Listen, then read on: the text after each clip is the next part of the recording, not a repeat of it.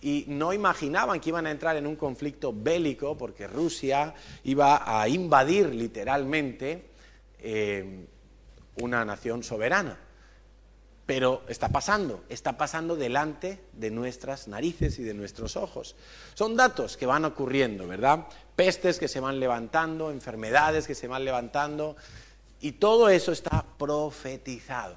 De manera que podemos estar seguros de que Dios va a cumplir con todo el plan que tenía establecido. Hay que estar muy pendientes, especialmente mirando con un ojo a Israel y a Jerusalén. ¿Sabes qué? Esta semana, no sé si visteis la noticia de los islamistas que estaban destruyendo un museo en Mosul, una ciudad de Irak. Una ciudad de Irak que está en el lugar donde hace miles de años estaba Nínive. ¿Te suena Nínive? La ciudad de Nimrod. Nínive, a donde fue el profeta Jonás, por ejemplo, y dice la Biblia que Nínive, cuando fue el profeta Jonás, se arrepintió de sus pecados y se volvieron a Dios, y Dios no la destruyó. Pero también hay otras profecías contra Nínive, donde dice que todos sus ídolos, porque Nínive fue un lugar muy fuerte de idolatría a la reina Asera. Asera, que viene siendo una diosa que se ha transmitido de cultura en cultura y de generación en generación y de imperio en imperio con diferentes nombres. La actual Asera, ¿sabes cuál es? Se adora en muchos de nuestras ciudades y pueblos y es la Virgen María. Si tú ves una imagen de Asera, de Isis, de Astartet, eran mujeres con un bebé en brazos y una coronita en la cabeza. ¿De qué te suena? ¿Te suena de algo? Te vas aquí a unos kilómetros, a Montserrat, y ahí tienes una. Te vas un poco más lejos, al Pilar, y tienes otra. Te vas aquí a cualquier pueblo y tienes una similar. Es un dios falso, es una deidad que se ha ido disfrazando con diferentes nombres, pero con una apariencia muy parecida, curiosamente. Y estaba profetizado contra Nínive, puedes leerlo en el profeta Miqueas, que iban a ser destruidas todas sus imágenes de Asera y todos sus ídolos. Y qué curioso, yo a mi modo de entender estas noticias, yo trato, cuando veo noticias y veo los acontecimientos que ocurren en el planeta, yo trato de ver cómo encajan en la palabra de Dios y a ver si había profetizado algo contra esa parte del planeta o contra esa nación, y me he dado cuenta que Dios había dicho que todos esos ídolos serían destruidos. Fíjate que Dios usa hasta los enemigos de Dios para cumplir sus planes, porque Dios es soberano. Dios está por encima de todo y de todos, y todo le pertenece a Dios. Dios puede usar incluso a un burro para hablarle a una persona, y Dios puede usar un incrédulo, un adorador de dioses falsos, para cumplir una profecía que Él había dado contra una ciudad. ¿Qué quiero deciros con esto? Que como hijos de Dios tenemos que estar siempre pendientes de lo que ocurre en el mundo, pero mirando cómo encaja eso en el reloj de Dios.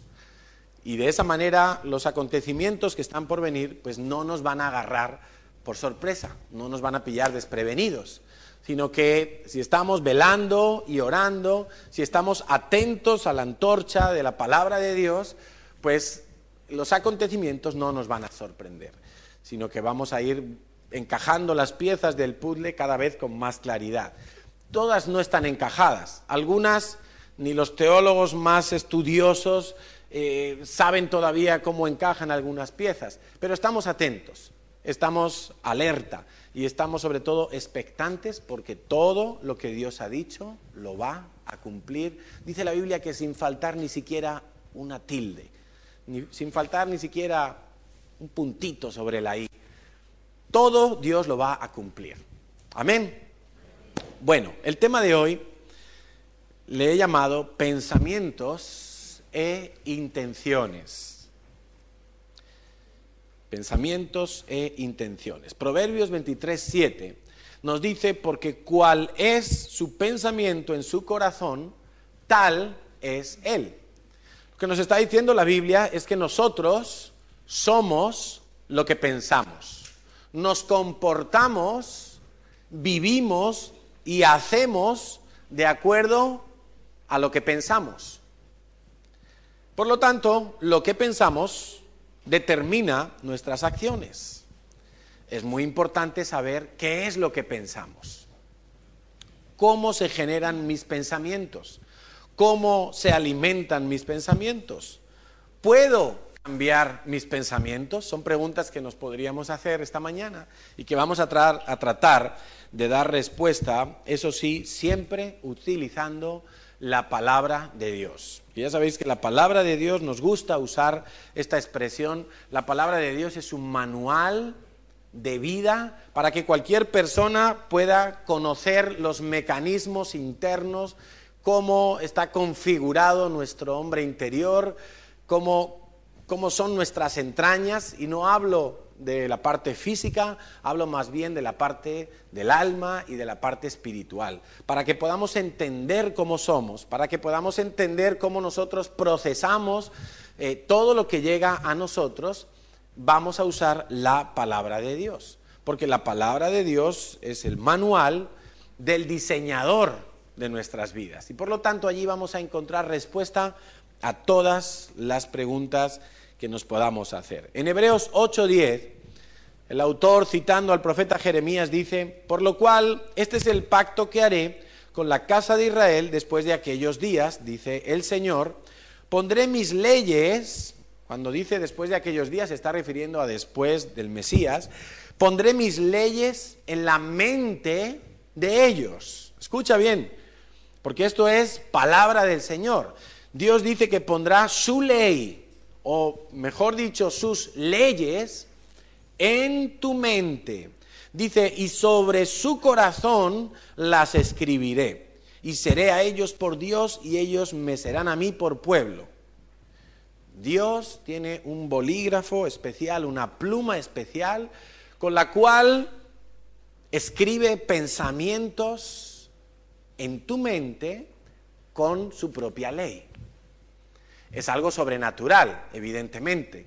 No es una cuestión de ir a una universidad, no es una cuestión de leer muchos libros, es algo sobrenatural. De alguna manera, de la cual seguramente no tenemos respuesta, pero Dios es soberano, Dios lo puede hacer, porque Dios puede hacer cualquier cosa, y este es el pacto que Él hizo.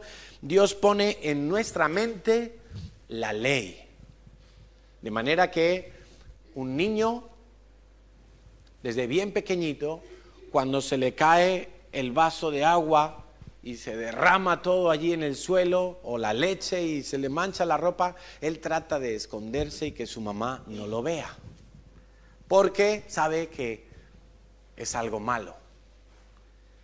Eso es la conciencia, eso es Dios poniendo la ley en nuestra mente.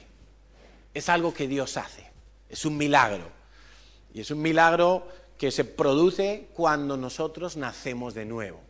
Nuestra vida de alguna manera es formateada, somos tocados por Dios en una manera sobrenatural, y Dios nos empieza a dar una conciencia renovada, una conciencia que tiene conocimiento más claro y más nítido de lo que es bueno y lo que es malo. 1 Corintios 2:16 dice: porque ¿quién conoció la mente del Señor? ¿Quién instruirá a Dios? Dice, mas nosotros tenemos la mente de Cristo. Una vez más, la palabra de Dios afirmando esta verdad.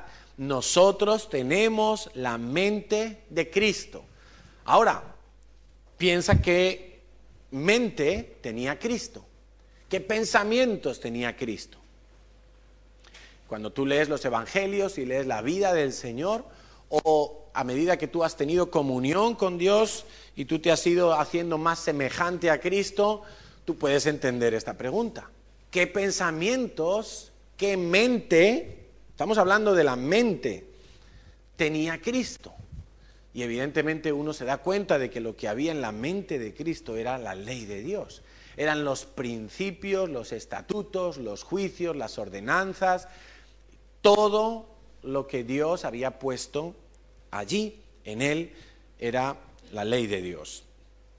Mateo 22, 37, le preguntan al Señor, ¿cuál es el primer mandamiento? Y el Señor responde, amarás a Dios con todo tu corazón, con toda tu alma, con todas tus fuerzas y con toda tu mente. Tenemos que amar a Dios con toda nuestra mente. Quiere decir que nuestra mente tiene que estar sana, tiene que estar libre, tiene que estar limpia, tiene que estar, podríamos decir, sincronizada, de acuerdo a la ley de Dios, para que nosotros podamos cumplir el primer y más grande mandamiento, el mandamiento que está por encima de todos los mandamientos. Amarás al Señor tu Dios con todo tu corazón, con todo tu alma, con todas tus fuerzas y con toda tu mente. Si yo quiero amar a Dios con mi mente, con toda mi mente, quiere decir que toda mi mente, sin reservar nada, tiene que estar rendida a Dios. Yo no puedo consentir en mi mente pensamientos que vayan en contra de la voluntad de Dios. Si en mi mente aún hay pensamientos que van en contra de la voluntad de Dios, quiere decir que yo necesito hacer algo en mi vida para que eso no siga produciéndose. Yo necesito o bien una liberación, o yo necesito revisar qué cosas he permitido que entren en mi mente, pero si Dios nos manda amarle con toda nuestra mente, quiere decir que yo tengo que vigilar qué está en mi mente, qué he permitido que entre a mi mente, qué pajaritos he dejado que hagan nido allí en mi mente, como dice el gran evangelista Billy Graham. No puedes impedir que un pájaro sobrevuele sobre tu cabeza, pero sí puedes impedirle a ese pájaro que venga y se pose en tu cocoroto y haga allí un nido y se quede a vivir allí y esté encima tuyo. Eso sí lo puedes impedir. Yo no puedo impedir que los pájaros pasen por encima de mi cabeza y vuelen de un lado para otro. No puedo impedir que en un momento dado el diablo me tire un dardo y atraviese mis pensamientos con alguna idea antibíblica, anticristiana, anti-Dios. No puedo impedirlo, pero sí puedo impedir que ese dardo se quede allí clavado y empiece a expandir su veneno. Tito 1:15 dice, todas las cosas son puras para los puros, mas para los corrompidos e incrédulos nada les es puro, pues hasta su mente y su conciencia están corrompidas. Hasta su mente y su conciencia están corrompidas. ¿De quién está hablando? ¿De quién está hablando Tito? De los incrédulos. Los incrédulos son los que no creen en Dios ni en su palabra. Los incrédulos tienen su mente corrompida. ¿Por qué? A lo mejor no son asesinos, a lo mejor no son violadores, pero su mente no está consagrada a creer lo que Dios ha dicho. Por lo tanto, no es posible que ellos cumplan el primer mandamiento. Amarás a Dios con toda tu mente. Quizá podríamos empezar aquí a establecer una primera relación. Lo que yo pienso tiene que ver con lo que yo creo, con mi sistema de valores, con mi fe. Más que mi sistema de valores, mi fe. La fe está antes que mi sistema de valores. Para un hijo de Dios, la fe determina el sistema de valores. Para una persona que no crea en Dios, pero crea en la Organización de Naciones Unidas, la Carta de los Derechos Humanos será su sistema de valores. Entonces, hay muchos de los derechos humanos que son concordes con la palabra de Dios, pero hay algunos que no. Como por ejemplo el derecho al aborto. Está recogido en la Carta de las Naciones Unidas, la Carta de los Derechos Humanos. Pero la palabra de Dios no recoge tal posibilidad, sino que la vida le pertenece a Dios, Él es el que la da y Él es el que la quita, y nosotros no tenemos ni siquiera, de acuerdo a la palabra de Dios, ni siquiera derecho a la eutanasia, ni siquiera derecho a decidir cuándo nos morimos, porque nuestra vida le pertenece a Dios. Si tú eres un creyente en la palabra de Dios, la fe en la palabra de Dios te lleva a tener un sistema de valores y te lleva a tener unos pensamientos determinados. Y esos pensamientos van a ser los que están condicionando todas tus decisiones, van a ser los que están determinando quién tú eres. Porque tal cual es el pensamiento en su corazón, tal es la persona. Lo que piensas en tu corazón es lo que tú eres y por lo tanto determina lo que tú vas a hacer en la vida. Los pensamientos entonces son producto de la fuente a la que estamos conectados para alimentarlos. Es decir, lo que oímos y lo que vemos. De manera que cuando yo empiezo a pensar con un sistema de valores, eso también afecta mi área emocional, afecta mis sentimientos. Esta tarde vamos a ver la lección que habla sobre la sanidad de las emociones. Todo eso conforma lo que podríamos llamar una filosofía, una ideología, un estilo de vida. Y finalmente eso me hace determinado, es lo que desemboca en mis acciones. Ahora la Biblia entonces nos habla de la mente, nos habla del corazón, y a veces no tenemos muy claro cuál es la función de cada uno de ellos. Vamos a tratar de explicar algunas cosas con la palabra de Dios. Proverbios 4:23 nos dice: sobre toda cosa guardada, guarda tu corazón, porque de él mana la vida.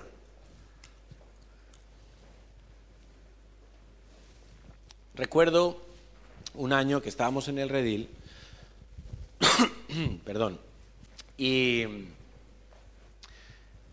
hubo alguna bacteria o algún virus del agua que contaminó a un montón de niños y de monitores, causando estragos estomacales durante varios días. Y los chicos y los monitores también vomitaban, iban al baño cada 10 minutos, estábamos allí fatal, ¿no?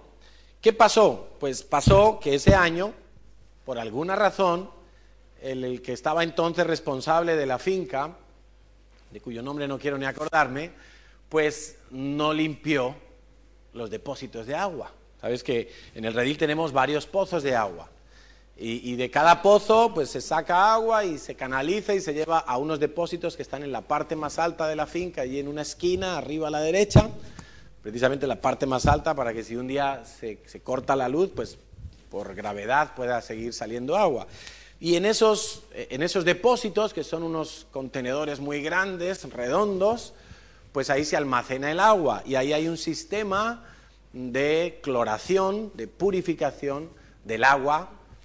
En muchos casos el agua que sale de los pozos ya es apta para beber, es agua buena, pero por seguridad y por cumplir con la normativa, pues hay que hacerlo así. Se lleva unos depósitos y allí se le va con un dosificador, se va soltando cloro, no sé si alguna sustancia más, y se va potabilizando perfectamente el agua, pero cada X tiempo hay que vaciar esos depósitos y hay que limpiar todas las paredes de posibles algas, de posibles organismos que se quedan ahí y que pueden dañar el agua, porque cuando vamos al campamento y estamos allí 400 personas, todo está funcionando, pero luego se quedan allí 2 o 3 personas viviendo y durante muchas semanas el uso es muy poco, entonces eso puede dar lugar a que haya un cierto estancamiento. Bueno, ese año no se hizo bien. Y os cuento esto porque nuestro corazón es algo parecido. Nuestro corazón es una especie de filtro, es una especie de potabilizador de pensamientos que tiene que estar bien saneado, él mismo tiene que estar bien saneado para que haga su función, porque si no, como de él mana la vida, yo voy a meterme en problemas. La Biblia dice que nosotros tenemos que guardar nuestro corazón, nuestra área interior. Y curiosamente, a veces somos demasiado descuidados con lo que permitimos que entre a nuestra mente y se quede allí dando vueltas en nuestro corazón. Somos un poquito descuidados. Y el pecado mental, podríamos decir, es muy destructivo. Porque el pecado mental viene a afectar todas tus estructuras internas. El Señor Jesucristo dijo en su palabra que, ¿os acordáis cuando Él decía, oísteis que fue dicho que aquel que adulterara o aquella que adulterara tenía que ser apedreado y tal? Pero yo digo que aquel que piensa ya en adulterar, ya pecó. El Señor Jesucristo estaba llevando a los fariseos, porque eso era un golpe contra la religiosidad, estaba llevando a los fariseos a que se confrontaran con su pecado mental. Porque ellos efectivamente, como buenos religiosos, no se acostaban con una mujer que no fuera la suya. Pero en su mente estaban llenos de perversión. Estaban tan podridos en su mente y en su corazón estaba tan mal, que cuando vieron a Jesús sanar a un paralítico en Sabbat, le criticaron porque supuestamente había quebrantado la ley. En lugar de dar gloria a Dios por una señal que habían visto, se dedicaban por envidia, a criticarle. Y trataron de buscar algún pecado en el que acusar a Jesús, y no lo encontraron. Pero Jesús, sabiendo que Dios es el que escudriña la mente y el corazón, Jesús sabía cómo estaban ellos llenos de veneno por dentro. Por fuera eran personas perfectas, por fuera eran personas ejemplares, perfectos religiosos, pero por dentro estaban llenos de veneno. Y ese pecado mental, vamos a llamarlo así, era el que estaba destruyendo totalmente sus vidas. Cuando hay un pecado mental, lo normal suele ser que se desemboque en un pecado físico, que se lleve a la práctica lo que se ha estado cocinando dentro de la mente. ¿Qué ocurre? Que hasta que eso se produce, el pecado físico es fácil que uno se arrepienta, porque uno ya metió la pata, uno ya robó, adulteró, fornicó, lo que sea que hizo, mintió, y entonces uno lo identifica claramente, es redarguido. Pero el pecado mental nadie lo ve, salvo la propia persona y Dios, que escudriña la mente y el corazón. O sea, cuando tú estés en tu casa y se te ofrezca la oportunidad de mirar pornografía, quizá tú no estás adulterando o fornicando físicamente con esas personas. Estás haciéndolo a través de los ojos y a través de la mente. Pero es que Dios está viendo. Y Dios está examinando lo que tú estás pensando en ese momento. Porque Dios escudriña la mente y el corazón. Y ya no solo eso, sino que ya no solo es la mente, Dios escudriña el corazón. ¿Qué quiere decir? Que Dios sabe perfectamente con qué intención nosotros estamos haciendo las cosas. ¿Con qué intención estamos nosotros dando un regalo, haciendo una siembra? ¿Con qué intención estamos nosotros hablando de determinados asuntos? Pueden parecer a la vista y al oído común de la gente que no estamos diciendo nada malo ni haciendo nada malo, pero Dios escudriña la mente y el corazón. Y Dios sabe cuáles son nuestras verdaderas intenciones. Y muchas veces Dios va a provocar una confrontación. Y Dios nos va a desnudar internamente. Y Dios te habla y te va a decir, ¿qué estás haciendo? ¿Qué ha pasado aquí? Por eso este asunto de la mente y el corazón debemos de tomarlo muy en serio para poder lograr que la conciencia nuestra esté limpia, ese filtro del corazón esté limpio, y que cuando seamos redarguidos en nuestro pecado mental, nosotros podamos reaccionar adecuadamente. ¿Qué le pasó al rey David? El rey David, cuando pecó con Betsabé, su pecado no fue el momento en que se la llevó a la cama y se acostó físicamente con ella. Su pecado, el pecado mental, empezó un rato antes o quizá un día antes, ¿no? La Biblia no nos dice cuánto tiempo transcurrió. Lo que sí sabemos, y ahí está en el segundo libro de Samuel, capítulo 11, es que para empezar el rey David se quedó en casita, en lugar de ir a la guerra. En el tiempo en el que los reyes salen a la guerra, nos cuenta el profeta, David se quedó en casa. Qué cosa más rara, si David era un hombre de guerra. Además, no le asustaba ir a la guerra, o sea, no se quedó por cobarde o porque tuviera miedo a morir. Él había demostrado con creces que era un hombre valiente, que podía pelearse con un gigante si hacía falta. Pero ese año se quedó en casa. Y ahí vemos el primer problema, el caldo de cultivo para empezar con el pecado mental es la ociosidad. Para los que toman notas, la ociosidad es no hacer nada. Eso fue lo que hizo el rey David, quedarse en casita y no hacer nada. Porque no estaba por ahí por el WhatsApp preguntándole cómo va la guerra. No estaba ocupado en pensar una estrategia de guerra, no. Estaba paseando, estaba contemplando las cosas, estaba vago. Estaba ocioso, estaba sin hacer nada. Por eso cuando los domingos tú te dé pereza de venir a la iglesia, piensa en lo que le pasó al rey David, que por quedarse en casa se metió en gran problema, en un problema que Dios ha permitido que todo el mundo se entere además. Todo el mundo se entere, todo el mundo sabe que David fue adúltero. Bueno, ese fue el primer problema, la ociosidad, el caldo de cultivo, no hacer nada. Si tienes algo que hacer, hazlo. No te quedes sentado en el sillón, no te quedes viendo la tele durante horas, no te quedes en la cama dormitando y dando vueltas como una croqueta, porque eso es caldo de cultivo para el pecado mental. Cuando estamos ociosos, nuestra mente se pone a pensar en lo que no tiene que pensar. El segundo problema para el rey David es que estaba mirando lo que no debía. Se puso a mirar y estaba allí en su palacio y de repente en el río, en el estanque, allí vio una señorita bañándose, una señora bañándose, y si estaba bañándose pues entendemos que estaba ligera de ropa. Y él no dijo, me voy para adentro con la mía, que tenía muchas, sino que se quedó ahí mirándola. Como decía aquel, ¿no? Miróla, codicióla. Y ahí vino el siguiente problema, la codició.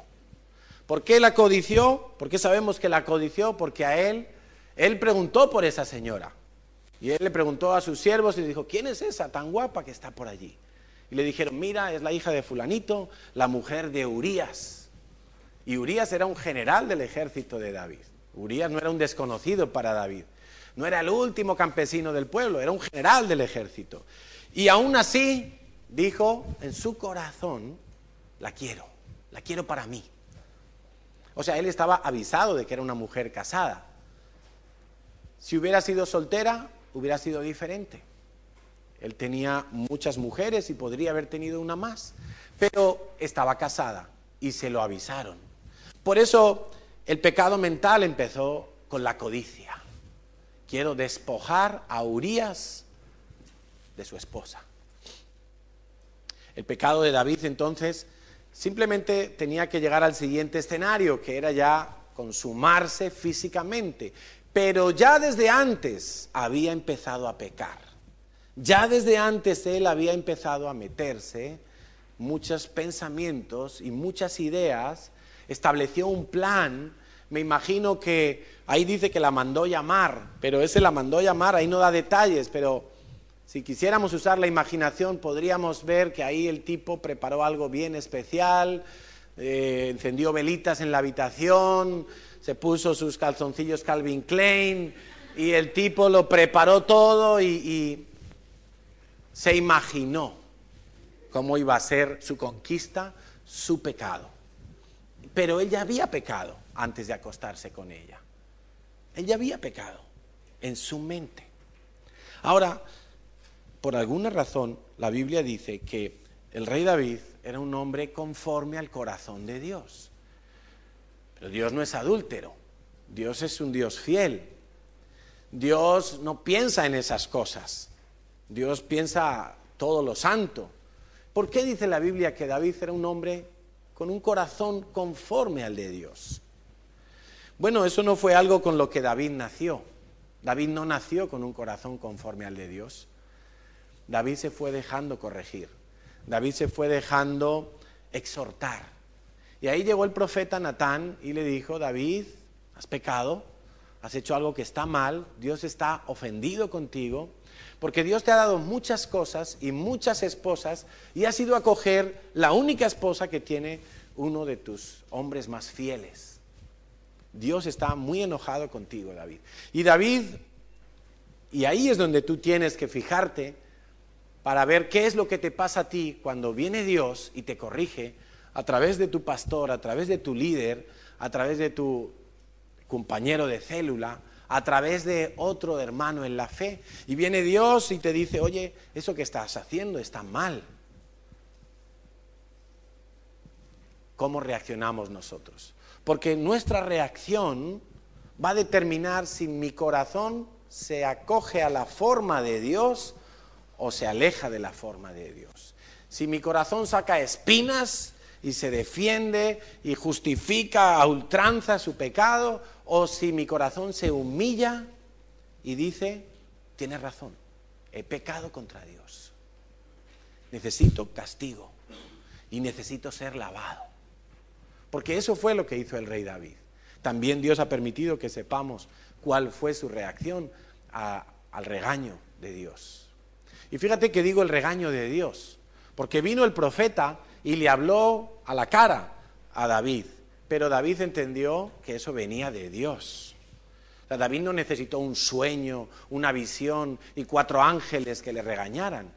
David entendía que la exhortación venía de parte de los siervos de Dios, venía de parte del profeta. Ojo con eso, porque a veces también nosotros nos justificamos. Y aunque estemos escuchando a nuestro líder o a nuestro pastor que nos está corrigiendo en algo, lo tomamos como si eso fuera su opinión, como si eso fuera su punto de vista, no el punto de vista de Dios, que me lo muestra Dios a través de una persona, porque Dios hace así las cosas. Dios también podría manifestarse y hablarte claramente en un sueño, pero la verdad, la mayoría de las veces Dios escoge que nos protejamos mutuamente y que nos exhortemos mutuamente. ¿Cómo reacciono yo frente al regaño cuando soy corregido? Eso pone de manifiesto lo que hay en mi corazón. Si mi corazón está tan enfermo y tan lleno de orgullo que no admite la corrección, yo voy a seguir enfermo. Estoy dando un paso hacia atrás en vez de hacia adelante en la limpieza y en la purificación de mi corazón. Y dar un paso hacia atrás significa que mi corazón se pone un poquito más duro, se endurece un poco más, se corrompe un grado más. De manera que si yo sigo pecando y sigo pecando, llega un momento que ya ni me duele, ni me molesta, ni me genera culpa, ni me siento mal contra Dios, porque mi corazón se ha endurecido tanto, mi conciencia se ha corrompido a tal grado que ya no distingo lo bueno de lo malo, que ya no me importa si estoy adulterando o si estoy haciendo cualquier otro pecado. No me importa porque ya mi corazón ha sacado costra y ha sacado callo y ya no duele. Una de las cosas que anida frecuentemente en nuestro corazón es la necedad. La necedad, de acuerdo al diccionario, es algo hecho con ignorancia, imprudencia o presunción. Eso es la necedad. Y la necedad, de acuerdo a Proverbios 22:15, dice que está ligada en el corazón del muchacho, mas la vara de la corrección la alejará de él. O sea, la necedad es algo que viene de fábrica en nosotros. Cualquiera de nosotros podemos mirarnos a un espejo y podemos decirnos: te presento un necio. Te presento una necia, esa soy yo. Porque viene de fábrica, somos necios. Desde que el pecado entró por Adán en la raza humana, pues todos nosotros hemos sido contaminados, todos hemos sido marcados con esa necedad. De manera que la necedad abunda en el corazón del hombre. Y leyendo algunos proverbios, tú te puedes dar cuenta de lo mala que es la necedad. Pero la necedad está, ojo, en el corazón del hombre. Dice Proverbios 28, 26, el que confía en su propio corazón es necio, mas el que camina en sabiduría será librado. La sabiduría siempre está relacionada con la palabra de Dios. O sea, estas tendencias modernas que hay hoy en día que nos dicen, tú fíate de tu propio corazón, haz lo que te diga el corazón, y todas esas infinidades de barbaridades que están tan de moda y que las ves en Facebook todos los días. Yo a veces me asombro porque a los propios cristianos se las veo y las publican. Pero es que dice la Biblia, ¿sabes qué dice la Biblia? Que el necio presume de su necedad. Por eso ya no me extraña ni me asombra. Me asombra un poco porque digo, bueno, teniendo la Biblia y teniendo la misma información y teniendo el mismo Espíritu de Dios, a lo mejor es que no tienen el Espíritu de Dios. Y a lo mejor es que son personas fariseas que aparentan vivir una relación con Dios, pero no la tienen. No te puedes fiar de tu propio corazón. Si te fías de tu propio corazón, eres necio, eres bruto, eres torpe, te la vas a pegar. Más adelante vamos a leer algo más sobre esto. Proverbios 12:15 dice, el camino del necio es derecho en su opinión, mas el que obedece al consejo es sabio. Una vez más, el consejo de acuerdo a la palabra de Dios. Pero aquel que dice, no, yo me lo sé todo, yo sé de lo que me estás hablando, yo esto ya lo he visto, esto a mí no me afecta, yo no tengo problema con el dinero, yo no miro otras mujeres, yo no tengo problema con, yo soy trabajador. Y hay gente que va presumiendo de muchas cosas y lo que está haciendo es ser un necio. Ser un necio. Yo no amo el dinero. Yo he oído gente que me ha dicho eso, digo, pero si la palabra de Dios dice lo contrario, entonces ¿cómo puedes presumir de que no amas el dinero? Si la palabra de Dios dice que todos amamos el dinero. Yo no soy pecador, pero si la palabra de Dios dice que todos somos pecadores. Yo no necesito ir a una iglesia, pero si la palabra de Dios lo dice. Entonces, cuando desechamos el consejo de Dios y nos creemos sabios en nuestra propia opinión, nos estamos haciendo necios. Estamos dejando que la necedad que hay en nuestro corazón salga y aflore. Proverbios 15:5 dice, el necio menosprecia el consejo de su padre, mas el que guarda la corrección vendrá a ser prudente. Ahora, ¿cómo funciona nuestra mente? Jeremías 17:7 dice, bendito el varón que confía en Dios. Bendito aquel que confía en Dios. O sea, que cuando Dios dice, este camino es malo, bendito aquella persona que confía y dice, pues si ese camino es malo, porque lo dice Dios, yo no le voy a preguntar por qué, ni hasta cuánto de malo es, yo me voy por el otro camino, porque ese es malo, porque lo dice Dios. A veces la gente, algunas veces mi hijo me pregunta, ¿y por qué me tienes que dar con la vara? Digo, porque lo dice Dios. Si Dios hubiera dicho que hagamos el pino cuando te portes mal, pues haríamos el pino. Pero Dios dice la vara. Entonces, pues ya no hay que preguntar por qué. O si quieres preguntar por qué, la respuesta va a ser siempre la misma. Porque lo dice Dios. Y yo he decidido confiar en lo que dice Dios. No en lo que me diga un psicólogo. No en lo que me diga un libro de un neurocirujano o de un catedrático de sociología. En eso, con todos los respetos, no confío. o confío solamente si se adapta a lo que dice Dios. O sea, básicamente no confío. ¿En quién confías tú? Porque dice que el que confía en Dios es bendito, es feliz, es afortunado, es dichoso, va a estar en bendición el que confía en Dios. Por eso no se trata de decir que somos creyentes en Dios. Se trata de creer más bien lo que Dios ha dicho. Dios ha dicho, el sexo es para el matrimonio. ¿Y por qué no me puedo si mi novia, yo la quiero y mi novio? Porque Dios lo ha dicho. ¿Qué te voy a decir yo? Te voy a tratar de decir alguna cosa y no, que te vas a quedar embarazada y si luego te dejas. ¿Para qué te voy a contar yo todo eso? Mejor no nos compliquemos. Dios lo ha dicho. ¿Confías en lo que dice Dios? Sí. No preguntes más. No preguntes más. Adóptalo como parte de tu sistema de valores. Incorpóralo a tu pensamiento. Ay, ¿por qué no me puedo acostar con mi novio? Porque Dios lo ha dicho. Ya está. No, pero si yo lo quiero. Y sí, yo también, pero Dios lo ha dicho. Dios lo ha dicho. No nos compliquemos la vida.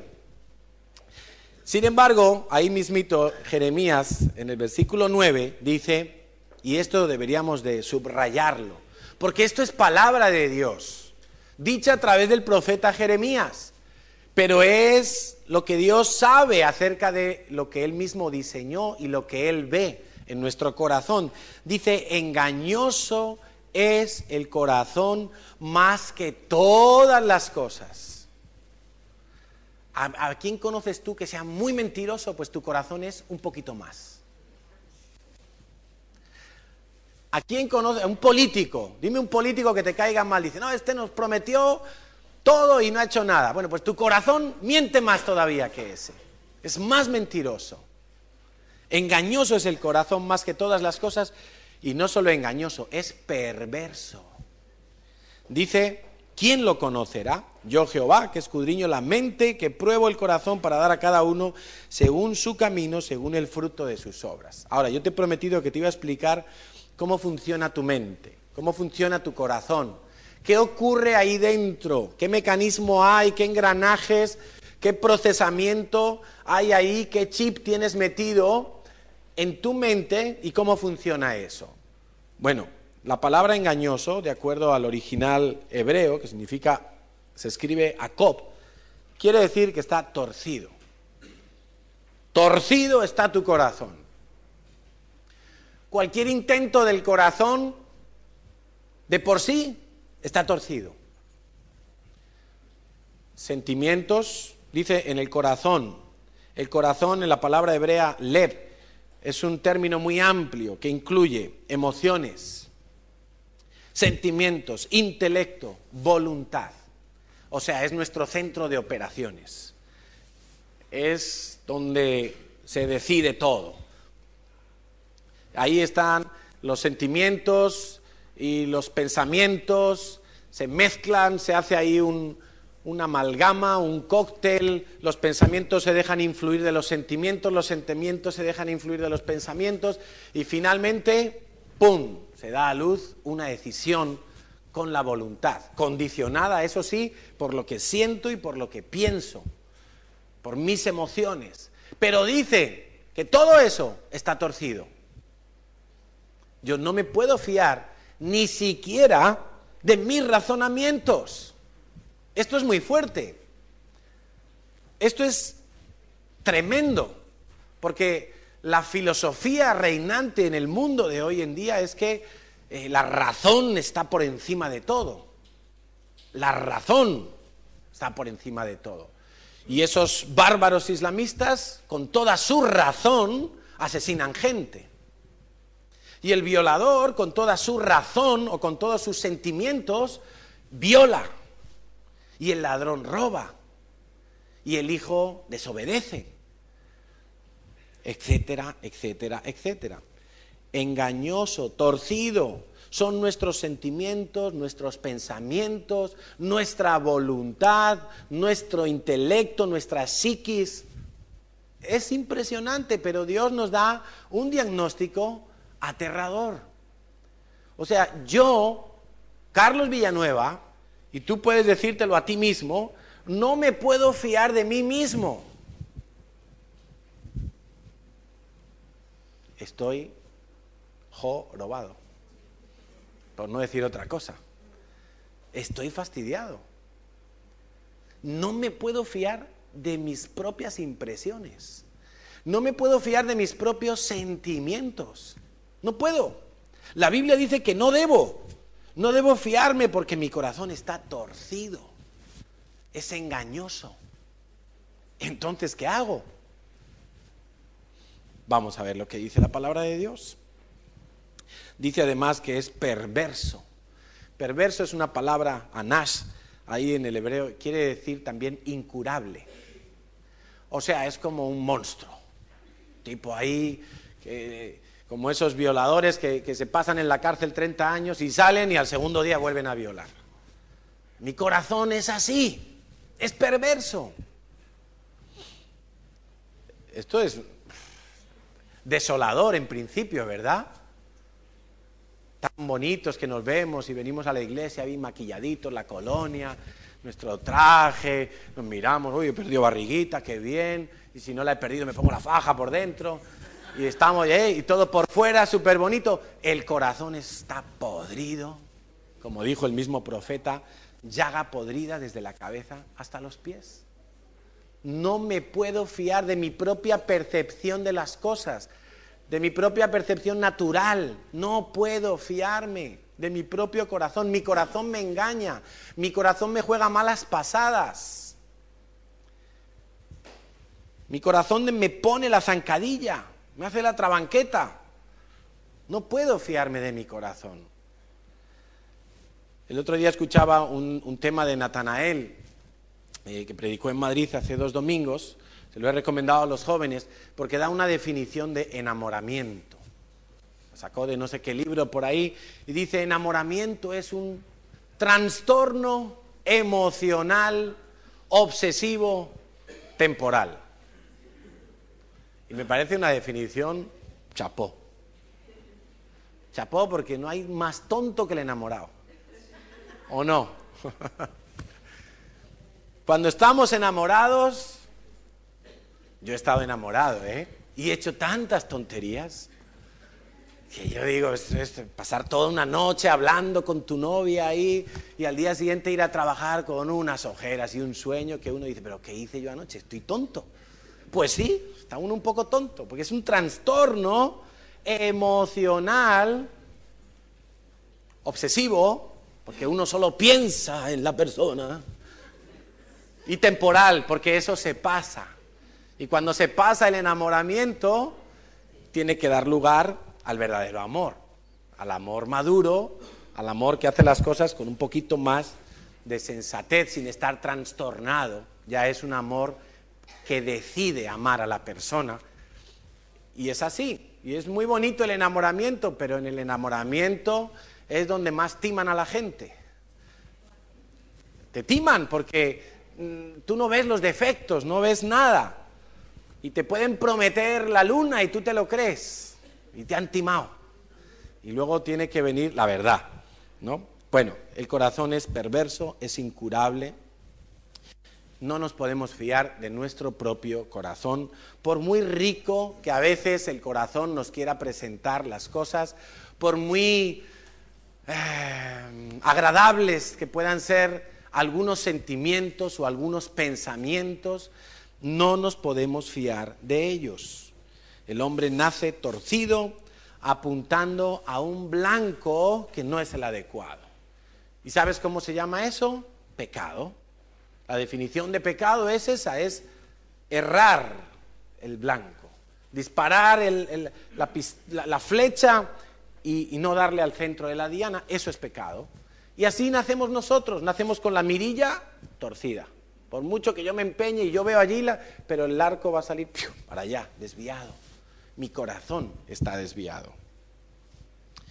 Por eso el ser humano, cuando empieza a darse cuenta de que hay una falla interna, que yo creo que más temprano o más tarde todo el mundo se da cuenta de que algo no anda bien allí dentro, que hay algo que está desencajado, desajustado, entonces empieza la búsqueda.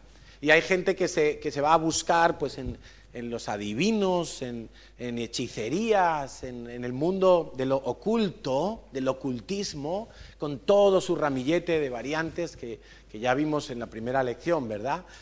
Hay otros que se tiran por la filosofía, por el humanismo y por todo tipo de cosas que aparentemente son como de buenas intenciones, pero que finalmente no pueden dar una respuesta completa, una respuesta suficiente al ser humano. Otros tiran por la autocracia. Yo me gobierno, hago lo que quiero y no tengo que rendir cuentas a nadie, como si fuéramos una especie de zar ruso y queremos vivir de esa manera, ¿no? Entonces el hombre empieza a buscar en todas esas corrientes, en todas esas alternativas, la manera de enderezar su corazón, la manera de ver las cosas rectamente, pero no puede porque la solución no está en esas cosas. La solución está más bien en que yo me fíe y me confíe solamente en Yahweh y en su palabra. Ahí empieza la sanidad para nuestra mente, para nuestros sentimientos, para nuestro corazón.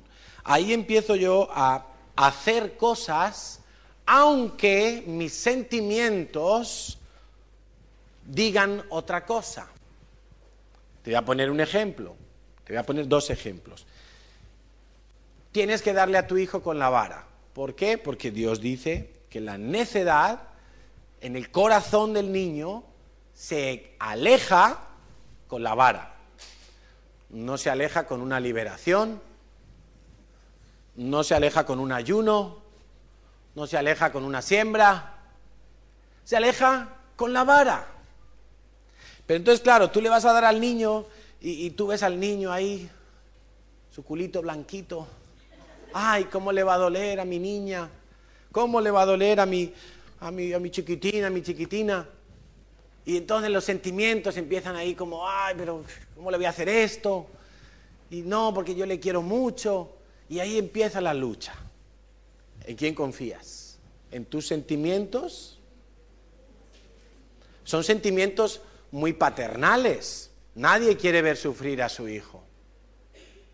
¿Sabes qué? Si Dios nos evitara todos los sufrimientos, seríamos unos moñas increíbles. Seríamos unos niñatos toda la vida, inmaduros, caprichosos, insoportables. Dios a veces nos hace pasar por sufrimiento, porque el sufrimiento forma nuestro carácter.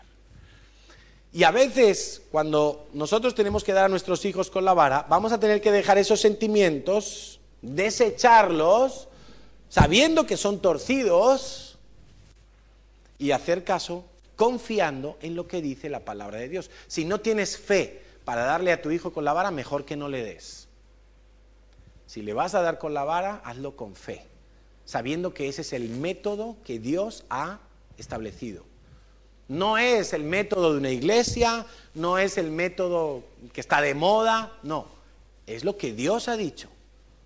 Si confías en eso, dale. Aunque los sentimientos tuyos te estén diciendo, pobrecito, mi niño, mi niña, dale. Ya verás que luego tu hijo te lo va a agradecer. Otro ejemplo, bueno, lo acabo de comentar, es que si yo quiero a mi novio, si yo quiero a mi novia, ¿por qué no me puedo ir a vivir con él? ¿Por qué no voy a...?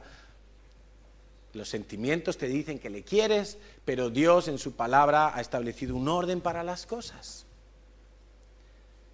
Es que hoy no voy a la iglesia porque me siento triste, y entonces, pero es que Dios ha establecido que te congregues.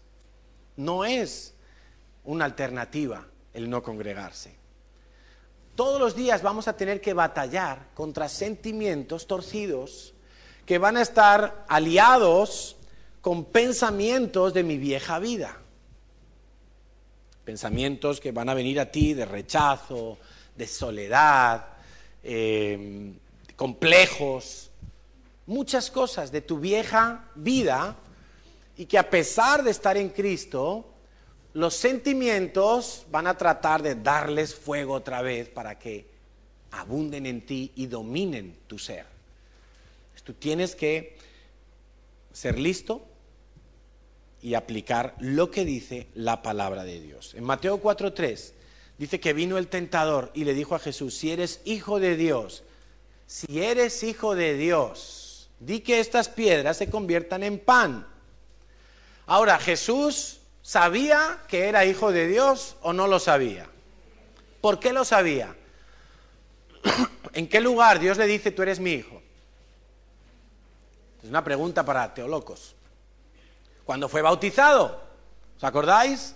Salía del Jordán y dice que se oyó una voz del cielo, le dijo: este es mi hijo amado en quien tengo complacencia. Jesús ya sabía que era hijo de Dios.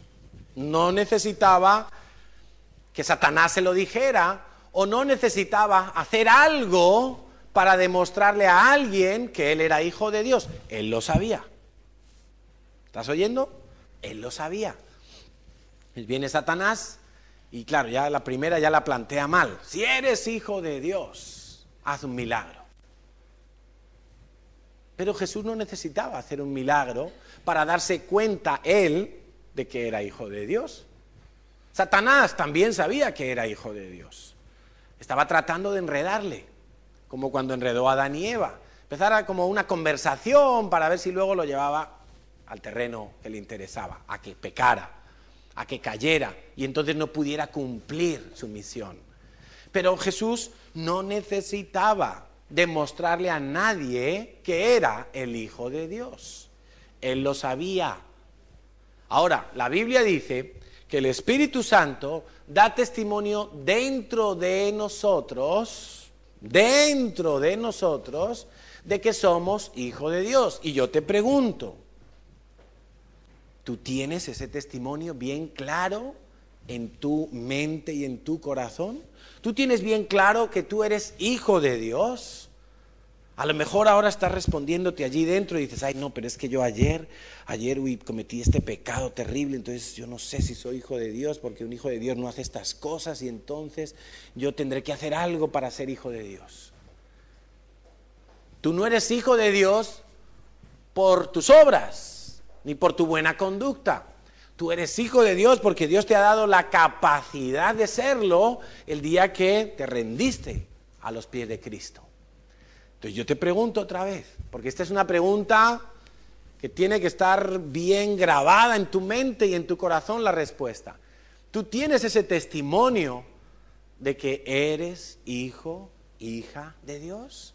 ¿Lo tienes claro? Cuando tú te levantas, tú sabes que eres hijo de Dios. Un día alguien me preguntaba: ¿cómo sé si he nacido de nuevo? Y yo le dije: ¿has estado enamorado alguna vez? Sí. ¿Por qué? Pues no sé cómo describirlo, pero sé que estaba enamorado. Digo, es lo mismo. Tú tienes una certeza de que eres hijo de Dios. No proviene de una convicción, no proviene de que te has autoconvencido, proviene de un testimonio que te da internamente, sobrenaturalmente, el Espíritu Santo a tu vida. Esa es la mejor teología y la mejor manera de evangelizar, estando seguro de quién tú eres en Cristo. Porque eso no te lo puede negar absolutamente nadie. Nadie podrá venir y decirte, o bueno, podrán venir y decírtelo: eres bobo, tú que eres creyente, tú eres un débil porque necesitas creer en un Dios, tú es que eres un ignorante, ¿por qué te crees esas patrañas de la Biblia? Y te podrán decir muchas cosas, pero ese testimonio de dentro es irrebatible, no es razonable, está grabado por el Dios en nuestros corazones. Por eso a mí me pueden venir con cualquier cosa que me quieran decir, me pueden insultar, me pueden humillar, me pueden menospreciar, me pueden hacer y decir lo que me digan. Yo sé quién soy en Cristo Jesús, lo tengo claro. Lo tengo claro porque el Espíritu Santo me lo habla directamente. Por eso nadie me va a mover de ese lugar. Nadie. Eso es lo que experimentaba, por ejemplo, el profeta Habacuc.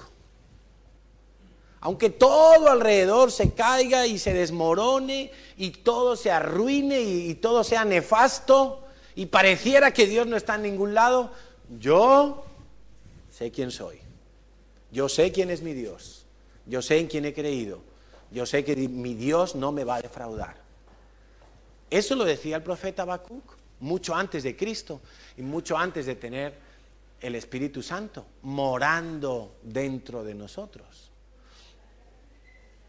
Entonces, todo comienza cuando yo empiezo a creer en la palabra de Dios. Bienaventurados, dijo el Señor, a los que no vieron y creyeron. Bienaventurados los que no vieron y creyeron. Porque hoy en día, ¿qué ocurre? Hoy en día la gente está buscando señales. Y tú haces una campaña de milagros y se te llena el estadio entero. Porque la gente busca señales. Pero las señales no convierten a la gente. La gente busca caer bajo la unción y sentir un no sé qué. Y salen de ahí y son exactamente las mismas personas. Porque dentro no pasó absolutamente nada. Y la gente va buscando señales. Eso no es del Antiguo Testamento o del tiempo de Jesús. Hoy en día la gente va buscando señales. Si me sana, creeré. Mentira. El Señor sanó a 10 leprosos, solo uno volvió a darle gracias y a darle la gloria al Señor. Las señales no convierten, los milagros no convierten. Y se siguen produciendo milagros, ¿eh? Claro que sí, Dios sigue hoy en día haciendo milagros, sanando gente, liberando gente. Dios hace milagros. Pero no te confundas, los milagros no convierten a nadie. A nadie. Cuando la gente decide creer y poner su confianza en Dios, entonces empieza la conversión. Entonces la mente empieza a ser sanada y restaurada. Cuando la gente decide creer y confiar en el Señor. La gente sigue buscando señales. ¿Sabes cómo se nota eso? Sale uno que dice, yo he visto el cielo y no sé qué, y escribe un libro y se vende como churros. ¿Sí o no? Pareciera que no creen lo que dice la palabra de Dios. El otro habla, yo he visto el infierno y todos los fuegos que hay allí, todo el grito de la gente que sufre, y la gente va y compra el libro. La Biblia no la leen, pero eso sí lo creen. Y yo no digo que no lo hayan visto esas personas, ¿eh? No digo que no. Puede ser. Pero a veces los cristianos empezamos a convertir en ídolos las señales, los sueños, las visiones, aún los materiales, los comenzamos a convertir en ídolos. Por estar en la oración de sanidad esta mañana, o por estar en la clase que vamos a ver luego por la tarde, tu alma no se va a convertir.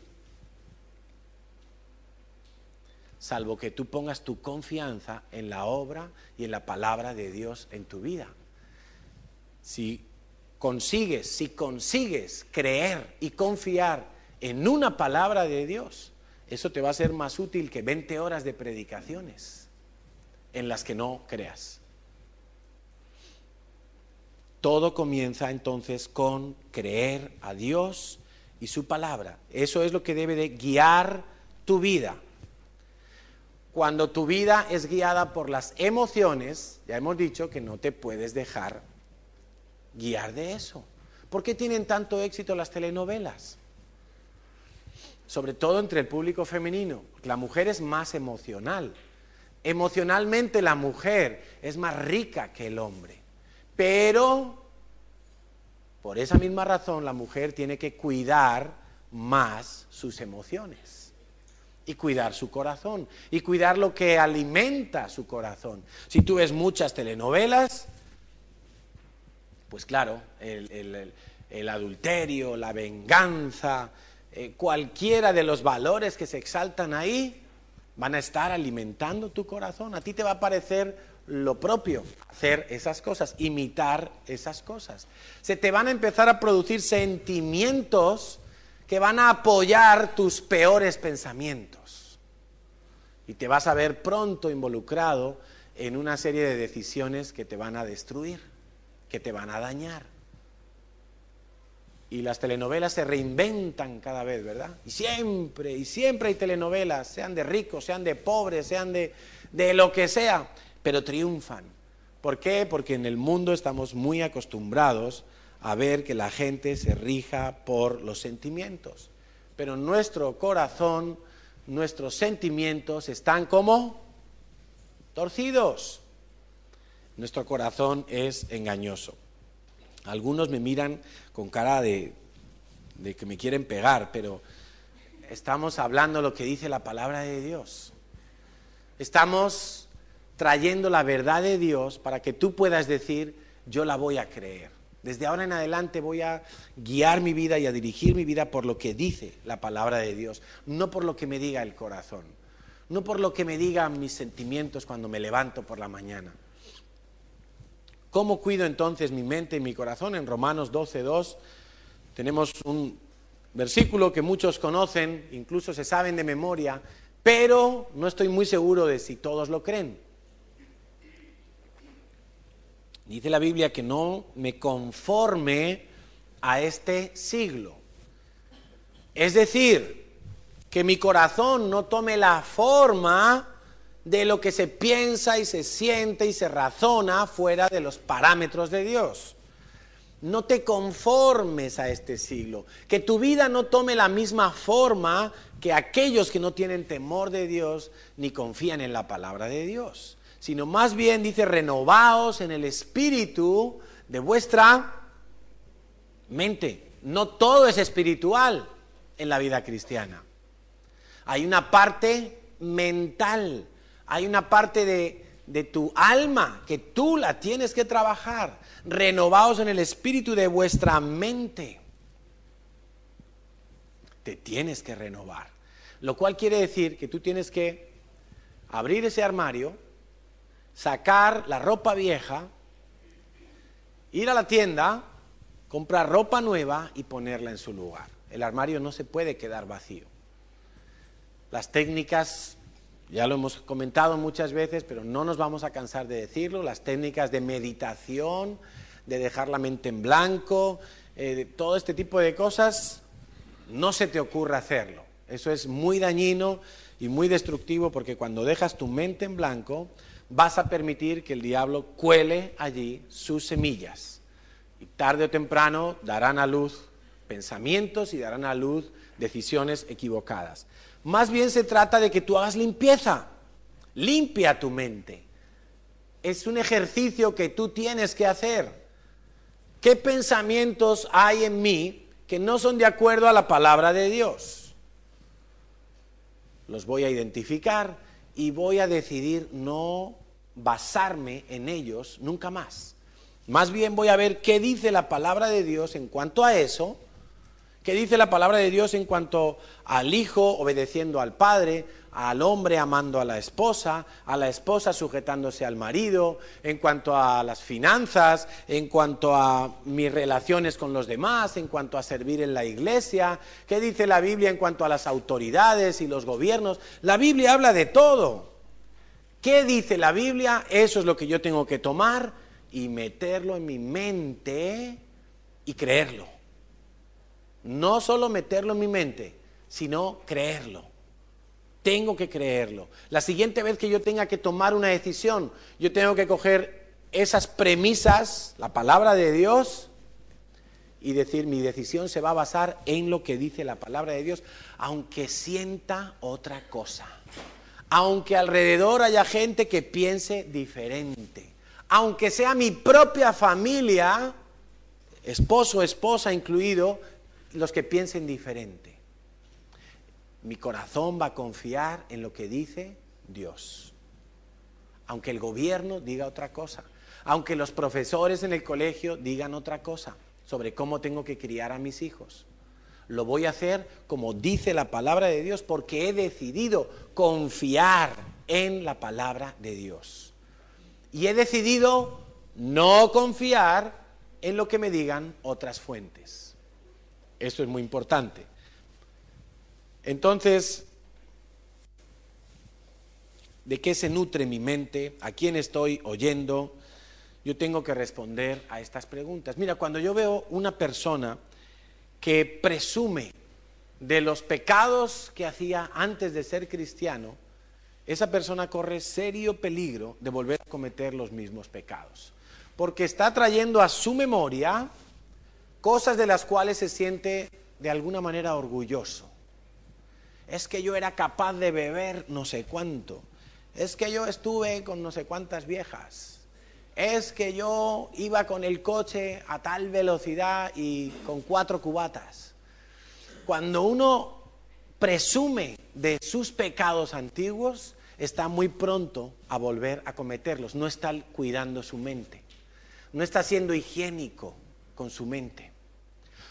Se sabe, cuando uno está contando un testimonio, uno detecta fácilmente si la persona está viendo aquella etapa de su vida como algo de lo que ya está arrepentido, o si lo está trayendo al presente como algo de lo que está presumiendo y de lo que se está pavoneando. Si es así, no estás cuidando tu mente. Segunda de Pedro 2:13 dice, que habla de los que se recrean en sus errores, de los que fanfarronean y presumen de lo que hicieron. El Salmo 25:7 dice, de los pecados de mi juventud y de mis rebeliones, no te acuerdes, Dios, porque yo tampoco me tengo que acordar. O sea, no me acuerdo en el sentido de estar todo el tiempo nombrándolos y presumiendo de ellos. ¿Cómo limpio mi conciencia? Para entender cómo limpio mi conciencia, y estamos terminando, yo tengo que entender cómo se ensucia mi conciencia. Lo primero que la conciencia se ensucia es, o más que se ensucia, se corrompe cuando yo estoy habituado a un pecado. Primera de Corintios 8:7 habla de algunos que están habituados a los ídolos. Comen sacrificado a los ídolos y su conciencia, siendo débil, se contamina. Cuando en mi vida hay un hábito pecaminoso que no he roto con él, mi conciencia está corrompida. Mi conciencia está inhabilitada, ni siente ni padece. Ya no me alerta de lo bueno y de lo malo. Ya mi conciencia no me sirve, no hace la función que tenía que hacer. No me avisa, no me dice esto está mal. ¿Por qué? Porque está totalmente corrompida. Es como un ordenador con virus. Ya no te sirve. Segunda de Pedro 2:14 dice, tienen los ojos llenos de adulterio, no se sacian de pecar, seducen a las almas inconstantes, tienen el corazón habituado a la codicia. Está hablando de una serie de personas cuyos actos son terribles, dice que son hijos de maldición. Están habituados a un determinado pecado. Hoy habéis estado siendo liberados, ¿no, Natalia?, de los hábitos pecaminosos. Y espero que para muchos haya sido un tiempo bien aprovechado, bien eficaz para cortar con hábitos pecaminosos. Que a veces no son pecados físicos, son pecados mentales. Estoy demasiado habituado a la envidia, por ejemplo, a la crítica, todo me parece mal, siempre estoy sacando defectos de la gente, pero ya no me doy ni cuenta. Mis bromas son negativas, mis chistes son criticones. Cuando uno está habituado a pecar, ni su conciencia le sirve. En Hebreos 9:14 dice, perdón, me he saltado. En segundo lugar, nuestra conciencia se contamina gravemente cuando desecho la palabra de Dios. Cuando desecho la comunión con Dios. Romanos 1:28 dice algo tremendo. Y como ellos no aprobaron tener en cuenta a Dios, Dios los entregó a una mente reprobada para hacer cosas que no convienen. Como ellos no aprobaron tener en cuenta a Dios, como ellos dijeron, no quiero saber nada de Dios, de la Biblia ni me la nombres, eso son tonterías. Como ellos no aprobaron tener en cuenta a Dios, dice que Dios mismo los entregó a una mente reprobada, una mente que suspende, que no pasa la prueba, una mente que no se entera de las cosas, de lo que es bueno, de lo que te hace daño, de lo que es malo, etcétera, etcétera, etcétera. Primera de Tito 4, del 1 al 3 dice, pero el Espíritu dice claramente que en los postreros tiempos algunos apostatarán de la fe, es decir, no quiero saber nada de Dios, escuchando a espíritus engañadores y a doctrinas de demonios, por la hipocresía de mentirosos que teniendo cauterizada la conciencia, dirán muchas cosas que no están en la palabra de Dios. Cuando tú niegas a Dios, cuando tú desprecias lo de Dios, tu mente entra en un proceso de corrupción, de cauterización. Tu mente y tu corazón se endurecen y no puedes ver desde el punto de vista de Dios. Hebreos 9:14 nos da entonces la solución para yo limpiarme. Cuanto más la sangre de Cristo, el cual mediante el Espíritu Eterno se ofreció a sí mismo sin mancha a Dios, limpiará vuestras conciencias de obras muertas para que sirváis al Dios vivo. Solamente la sangre de Jesús puede limpiar tu conciencia, puede lavar tu corazón que está torcido. Solamente la sangre de Jesús. Ninguna otra terapia, ninguna otra filosofía, ninguna otra creencia. Solo la sangre de Jesús puede enderezar lo torcido de tu corazón y puede limpiar tu conciencia. ¡Aleluya! ¡Qué buena noticia! ¡Qué maravilloso! Porque empezamos describiendo un panorama triste, terrible, que mi corazón está torcido y que no me puedo fiar de mi propia opinión. Pero cuando soy lavado por la sangre de Jesús, cuando empiezo a mover mi vida por fe, basándome en la fe, entonces mi corazón va tomando la forma del corazón de Dios. Es un proceso. La sanidad de la mente, igual que la sanidad de las emociones, no es algo instantáneo que se consigue en una liberación o en una administración. En esos tiempos uno puede darse cuenta de algunas claves para empezar a trabajar a largo plazo y empezar a dejar que Dios le dé forma a tu corazón. Mientras se va sirviendo el pan y el vino, quiero insistir un poco más en este punto, porque solamente la sangre de Cristo. No hay otra manera, no hay otra forma. Si alguno está en Cristo, 2 Corintios 5:17, nueva criatura es. Las cosas viejas pasaron. ¿Qué quiere decir esto? Que Dios no se va a acordar de tus pecados. Dios no va a estar culpabilizándote todo el tiempo por las cosas antiguas. Tampoco tú lo tienes que hacer. Dios te permite empezar de nuevo con un sistema de valores, con un sistema de pensamiento que esté fundamentado en Cristo, en su obra y en la palabra de Dios. Solo Jesucristo puede darte una conciencia nueva y limpia. De manera que cuando tú empieces a caminar, y caminar quiere decir vivir, tomar decisiones en la vida, cuando tú comiences a caminar en la vida y vayas a tomar decisiones, tú vas a echar mano de lo que dice la palabra de Dios. Y echando mano de lo que dice la palabra de Dios, vas a tomar decisiones.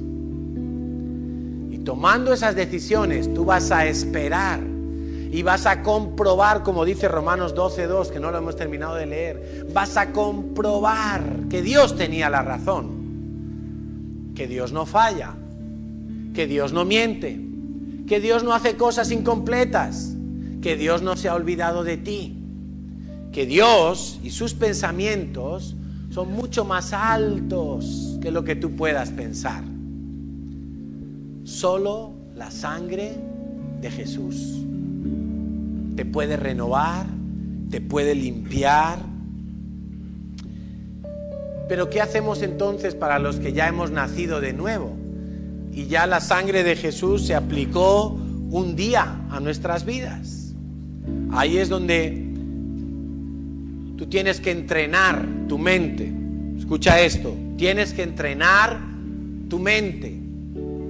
Tienes que entrenar tu forma de pensar, tu forma de llegar a conclusiones. No es malo pensar, ¿sabes? No es malo pensar, pero es malo pensar fuera del ámbito de la palabra de Dios. Eso sí es muy malo, porque vas a llegar a conclusiones, cualquier conclusión que está contraria a la palabra de Dios. No es malo pensar, pero cuando pienses, piensa con los fundamentos de la palabra de Dios.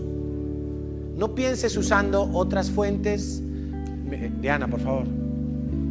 No pienses usando otras fuentes ni otros mecanismos. No pienses usando ningún otro razonamiento, ni alimento, ni doctrina, ni filosofía. Deséchalas. Deséchalas por completo. A veces la gente me dice: puedo leer un libro sobre no sé qué, cualquier cosa de las que hay de moda. Yo digo, puedes leer lo que quieras, siempre y cuando tengas tus convicciones bien claras. Siempre y cuando lo que vas a leer te sea simplemente una información para saber cómo piensan otros, pero no para que incorpores nada de eso a tu vida. Como cultura, bueno, pero no como tu sistema de valores. Así es que hoy vamos a celebrar esta Santa Cena recordando la obra de Cristo en la cruz, esa obra que inició el camino de la sanidad, el camino de la restauración. El Señor Jesús tuvo que estar 3 años discipulando a aquellos pescadores, aquellos hombres que no tenían una formación especial en la doctrina ni en la ley de Moisés. Tenían una educación, la que les habían dado en su casa, la que les habían proporcionado seguramente sus madres, que son las que edifican el hogar, pero no habían ido a escuelas rabínicas, no tenían una formación profunda en la ley de Moisés. Jesús tuvo que estar con ellos 3 años. ¿Sabes por qué? Porque ellos tenían que cambiar su manera de pensar. Desde el primer minuto, cuando Jesús les fue llamando uno por uno, ellos fueron rápidos y le siguieron. Dejaron todos sus negocios, dejaron sus poblaciones y siguieron a Jesús. Ellos no tenían duda de que Él era el Mesías, pero necesitaban cambiar su manera de pensar. Necesitaban renovar su mente, quitar toda levadura de los fariseos, que tanto les insistió el Señor. Y les dijo más de una vez: cuidadito con la levadura de los fariseos, cuidadito con pensar en pecar, pero si no lo hago no he pecado. Cuidado si me fijo en la vecina y como no me acuesto con ella no he pecado. Eso es levadura de los fariseos. Cuidadito en pensar mal del otro, pero como no se lo digo no es pecado. Ya pecaste. Ya pecaste. Cuidadito que tengo envidia, pero como no le quito lo suyo, no he pecado. Ya pecaste aquí dentro.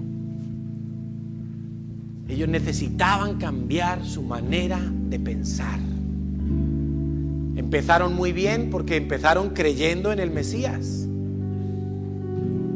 Pero el Señor empezó a romperles los esquemas de una manera fuerte. Ellos fueron confrontados muchas veces. Aún a la hora de ver un milagro, fueron confrontados. Necesitaban cambiar su manera de pensar. Ellos pensaban que dependían de su pesca, de su negocio, de su capacidad financiera, y hasta en eso tuvieron que renovar su manera de pensar. Y aprendieron que tenían que depender de Dios. Por eso cuando el Señor los envió de 2 en 2, les dijo: no lleves nada, no te lleves la tarjeta. Donde te den un bocadillito, te lo comes y dale gracias a Dios. Y donde te den un cordero, te lo comes y le das gracias a Dios. Donde te reciban para dormir, allí te metes. Que no te reciben, sacúdete, pero no lleves nada en la alforja. Tuvieron que renovarse mucho en ese área. Quizá es un área en la que a nosotros también nos cuesta mucho renovarnos, en entender y en creer que lo que nos vamos a comer mañana y dentro de 6 meses nos lo va a dar Dios. Utilizará un patrón, una empresa, lo que quiera Dios usar, porque Él es soberano. Pero lo más importante es que tú creas que es Dios la fuente, que es Dios el que lo hace, que es Dios el que lo ha prometido, que confíes en Él. Para los solteros, que confíen en Dios. Para los casados, que confíen en Dios. Para los que tienen familia que todavía no se ha convertido, que confíen en Dios. Confía en Dios de todo tu corazón. Confía en Dios de todo tu corazón. Señor, y hoy le decimos a nuestro corazón que confíe en ti. El salmista le dio órdenes a su alma y dijo: bendice alma mía a Yahweh. Y nosotros le decimos hoy a nuestro corazón: corazón, te ordeno que confíes en Dios, en su palabra, en sus principios, en sus leyes, en su bondad, en su fidelidad. Te ordeno, corazón, que te rindas delante de Dios y te humilles delante de tu Creador. Señor, te damos gracias por tu palabra. Es viva, es eficaz. Decidimos no confiar en nuestra propia opinión, en nuestra propia prudencia. Decidimos no confiar nunca más en lo que me dicta el corazón, Señor. Porque mi corazón me engaña. Tú lo dices, Señor, y yo lo creo. No me puedo fiar de mi propio corazón. Por eso lo traigo ante ti, Señor, para que tú lo escudriñes y para que tú lo limpies, Señor. ¿Con qué limpiará el joven su camino? ¿Con qué limpiará el joven su corazón? Con guardar tu palabra. Señor, que tu palabra sea de hoy en adelante la antorcha que alumbra nuestros pies, la luz que guía nuestros pasos. Que tu palabra sea desde hoy en adelante, y para todos los que estamos aquí, para todos los que oyen esta grabación, Señor, que tu palabra sea la única fuente de nuestro razonamiento, la única fuente de nuestros pensamientos, la única base para nuestras decisiones. Ayúdanos, Señor, a mantener una conciencia limpia por la sangre de Jesús, para que nuestra conciencia nos alerte claramente de los peligros, de lo que está torcido, para que nuestra conciencia nos alerte de lo malo, que nuestros sentimientos, Señor, puedan estar acordes, afinados con tu verdad. Señor, y cuando nuestros sentimientos no lo estén, queremos tener la madurez para desecharlos, para dejarlos a un lado, para no fiarnos de ellos, sino de lo que dice tu palabra. Gracias, Señor, porque tu palabra es inalterable, es incuestionable, es veraz, se cumple siempre. Por eso me puedo fiar de ella. Me puedo fiar de ella porque ha sido declarada por ti, y tú eres santo, y tú eres bueno, y tú eres fiel, Señor. Gracias, Padre. Y hoy, Señor, tomando este pan en nuestras manos, queremos agradecerte la obra que tú has hecho en la cruz. Señor Jesucristo, nadie más que tú ha dado su vida por los demás. Solo hay un Dios, y se ha manifestado en carne en Cristo Jesús. Mahoma no es Dios, Buda no es Dios, ningún filósofo de los que han pasado a la historia como grandes pensadores, ninguno de ellos es Dios. Ninguno de ellos dio su vida en la cruz. Ninguno, absolutamente ninguno, tiene vida eterna en sí mismo. Solo tú, Jesús. Tú diste tu cuerpo para ser partido. Tú diste tu cuerpo para ser sacrificado. Pero tú no tenías ningún pecado, ninguna mancha, nada que fuera sucio.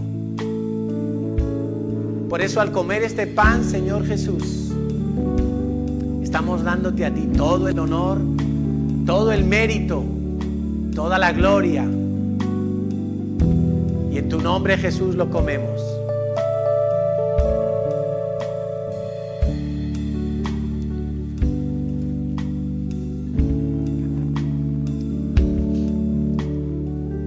Y así te pedimos, Señor, que tú renueves todo nuestro ser.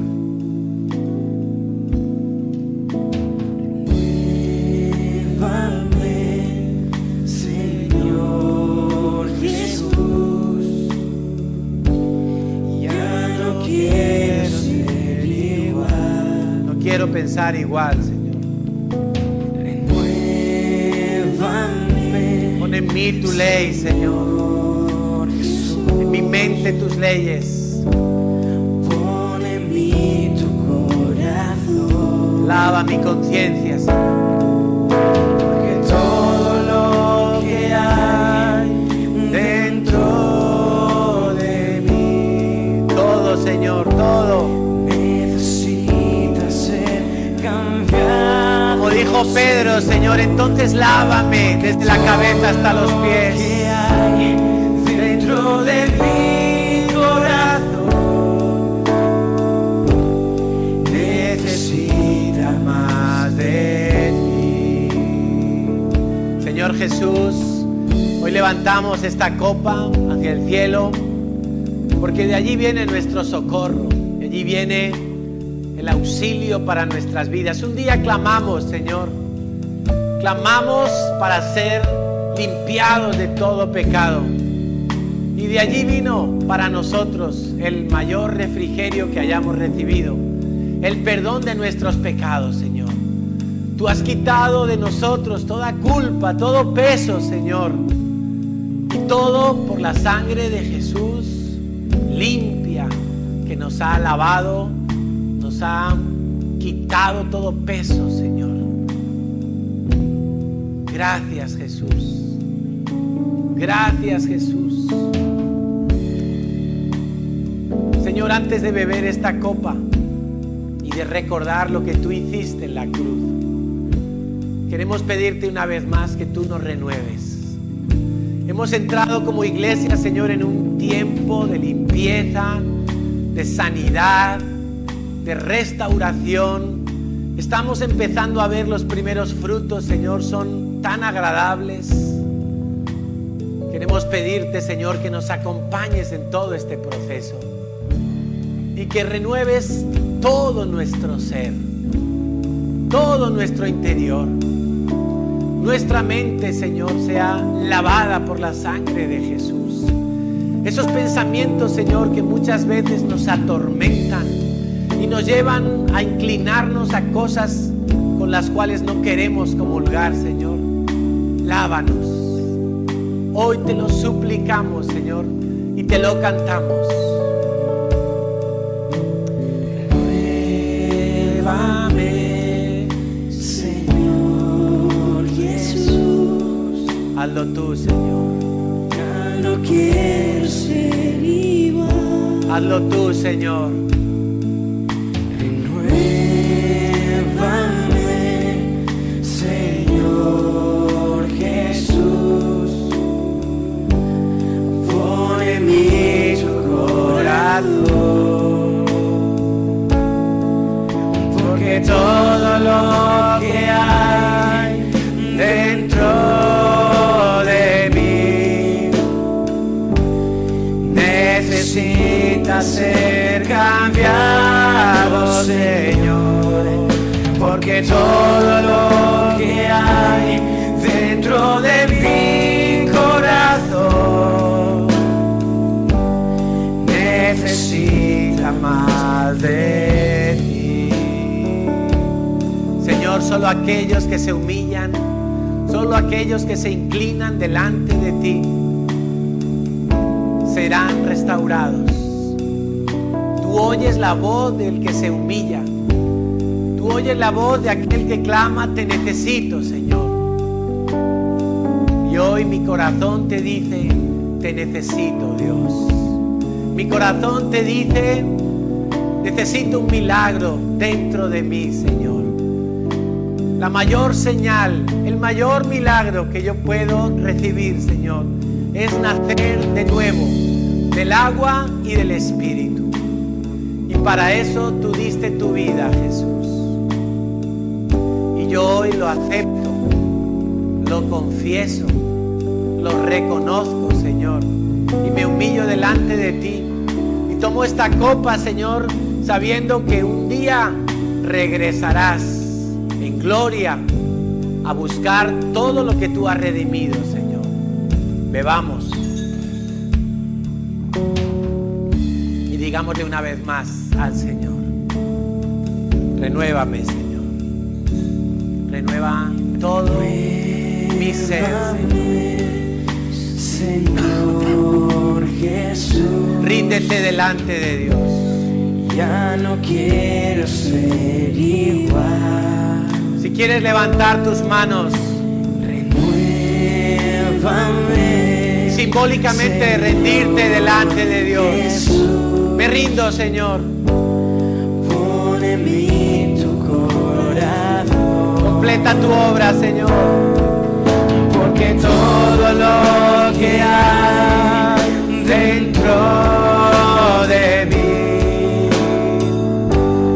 necesita ser cambiado, Señor, porque todo lo que hay dentro de mi corazón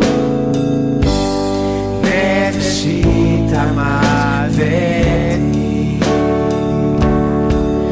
porque todo lo que hay dentro de mí necesita ser cambiado, Señor, porque todo lo que hay dentro de mi corazón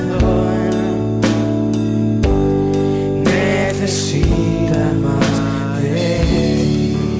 Yo creo, Señor, que tú pones en mi vida tu ley, mi mente y en mi corazón tus mandamientos. Creo, Señor, en el testimonio de tu Espíritu Santo que me dice que soy hijo, que soy hija de Dios. Creo que tu palabra es veraz, Señor, y que se cumplirá toda ella sin faltar ninguna. Señor, creo que tu palabra es verdad por encima de cualquier otra palabra dada a los hombres. Señor, te alabamos y te exaltamos y te damos muchas gracias por haberte revelado a nuestras vidas, en el nombre de Jesús. Amén.